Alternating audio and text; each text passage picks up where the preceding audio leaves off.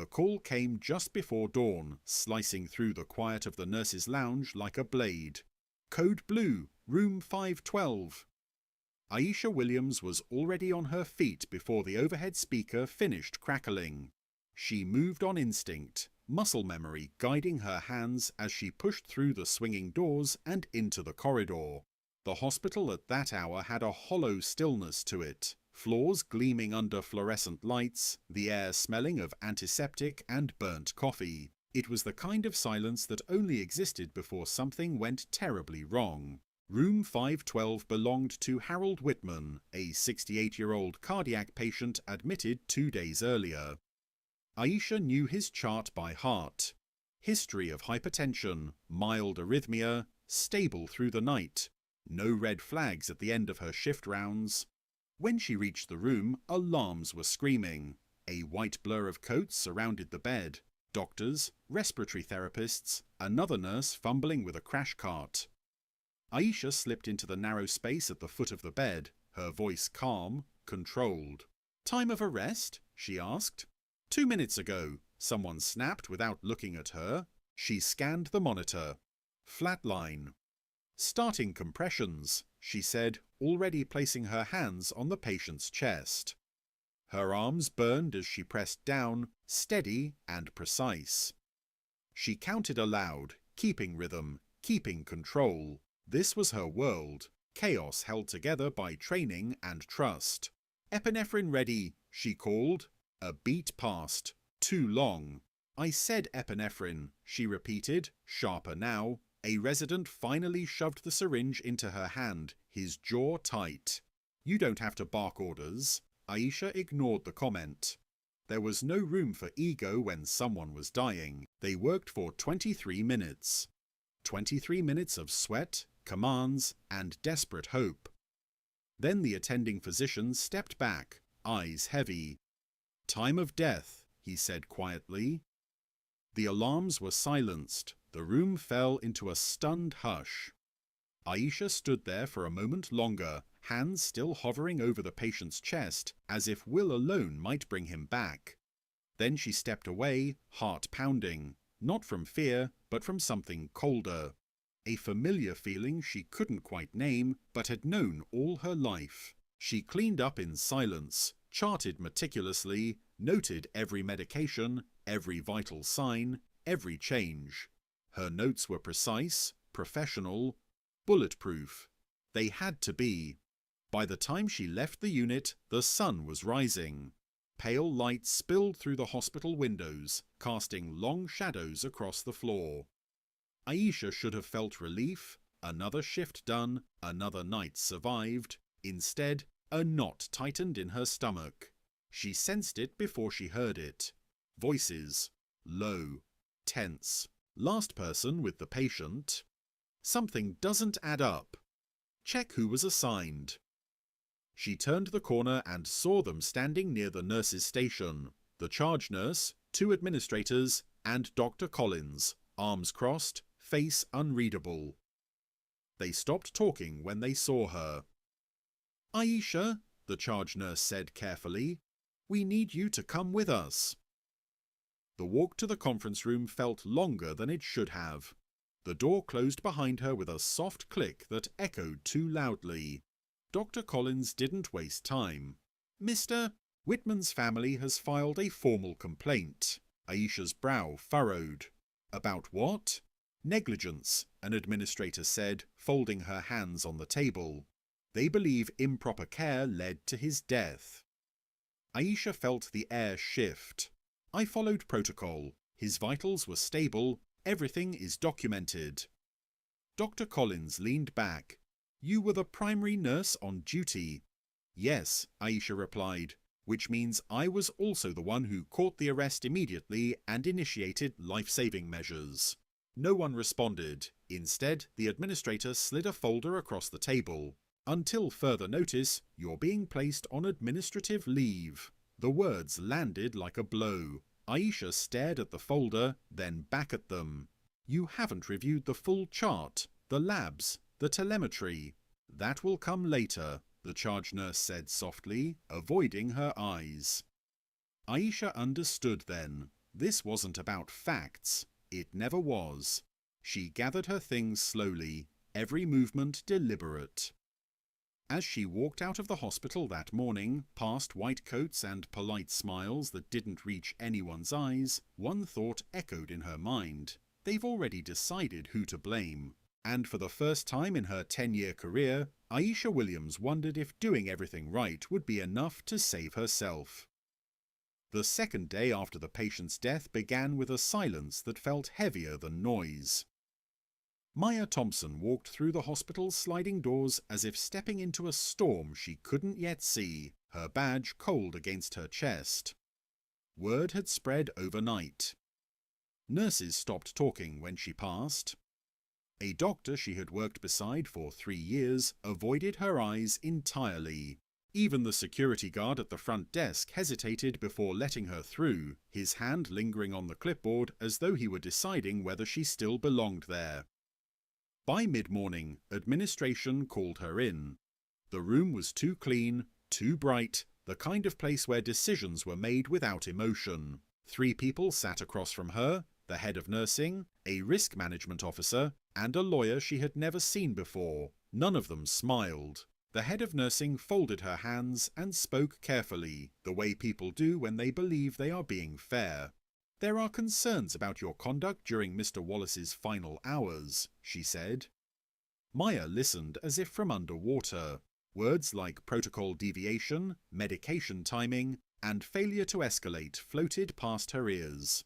They spoke about the patient's sudden cardiac arrest, about how his family was demanding answers, about how someone had to be held responsible, and slowly, inevitably, that someone became her. Maya tried to explain.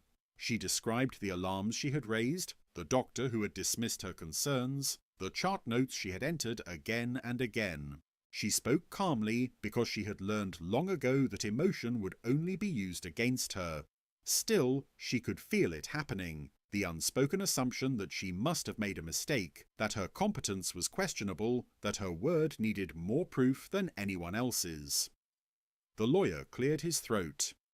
"Until this investigation is complete," he said, "you'll be placed on unpaid administrative leave."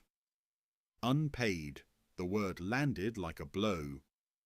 By the afternoon, local news vans were parked outside the hospital. A headline appeared online before she even made it home. "Hospital investigates nurse in patient death." Her name wasn't printed yet, but it would be. It always was. Comment sections filled quickly, strangers speculating about her training, her background, her intelligence. Someone posted her photo from the hospital website, circling her face in red. At home, Maya sat at her kitchen table long after dark, her hands wrapped around a mug of cold tea. She replayed the night of the patient's death again and again, searching for something she had missed. But every memory led back to the same truth. She had done her job. More than that, she had fought for that patient when no one else would listen. Her phone buzzed, a message from Eleanor, another nurse. Just 3 words. "I believe you." It wasn't much, but it cracked something open in Maya's chest. She opened her laptop and logged into the hospital's internal system using credentials that hadn't been deactivated yet. Slowly, methodically, she began downloading copies of her notes, time-stamped alerts, and medication logs. She remembered the camera in the hallway outside the patient's room, the one that had captured her running to the doctor's station again and again. If they wanted a scapegoat, she wouldn't go quietly. As dawn crept in through the window, Maya closed her laptop, exhaustion finally settling into her bones. Fear was still there, thick and constant, but beneath it now was something harder and steadier. Resolve. They could question her, suspend her, even try to erase her career, but the truth existed, recorded and waiting, and she was going to make sure it was seen. The room changed the moment the autopsy report was projected onto the screen. What had been noise only seconds earlier, murmurs, shifting chairs, the faint hum of skepticism, fell into a heavy, stunned silence. The black and white document glowed against the wall like a verdict waiting to be read. Charts, Timestamps and medical annotations filled the screen, far too precise to be ignored, far too damning to be dismissed. Nurse Alana Brooks sat perfectly still at the defense table. Her hands were folded, her shoulders straight, but her pulse thundered in her ears. For weeks she had carried the weight of accusation alone, whispers in hallways, looks that lingered too long, the unspoken assumption that she had been careless, negligent, disposable. She had told the truth every time. No one had listened. Until now. The medical examiner cleared his throat. He was an older white man with decades in pathology, not known for dramatics. That made his next words land harder. The cause of death was not cardiac arrest due to nursing error, he said calmly. The patient died from a delayed internal hemorrhage caused by an improperly administered anticoagulant prescribed 12 hours before Nurse Brooks ever entered the ward. A ripple went through the courtroom. Alana felt her breath catch. Her lawyer leaned slightly toward her, whispering, "This is it." The prosecutor stiffened. "Are you saying," he asked carefully, "that the medication order itself was fatal?" "I am saying," the examiner replied, "that the dosage was dangerously high for a patient with Mr.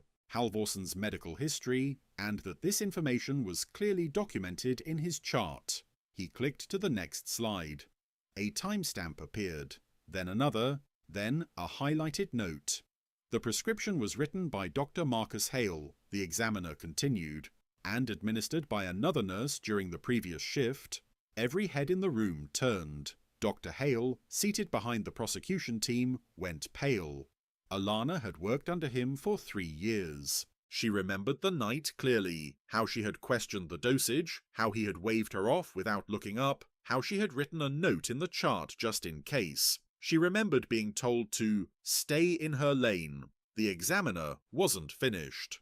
Furthermore, he said, Nurse Brooks identified abnormal vitals and initiated emergency protocols within minutes of detecting distress. Her actions were not only appropriate, they were textbook. The judge leaned forward now. "So to be clear," she said, "Nurse Brooks did everything she was supposed to do?" "Yes, Your Honor," the examiner replied. Had her warnings earlier been heeded, the patient would likely still be alive. The silence that followed was different. It wasn't tense anymore. It was heavy with realization. Alana felt something inside her crack, not break, but open. The months of fear, the nights replaying every moment, the quiet humiliation of being blamed while others were protected. It all rushed to the surface at once. Dr. Hale stood abruptly. "This is outrageous," he snapped. "This is being taken out of context." The judge cut him off sharply. "Sit down, doctor." He did. The prosecutor slowly closed his folder. He didn't look at Alana. For the first time since this nightmare began, people were looking at her differently. Not as a suspect, not as a convenient scapegoat, as a professional, as a woman who had been telling the truth all along. The judge called for a recess, but no one moved right away. The damage was done. Or rather, the truth had been revealed. Alana finally exhaled. She didn't smile. Not yet. But for the first time, she believed she would walk out of this room with her name intact, and that the real story, the one that had tried so hard to stay buried, would no longer belong to silence.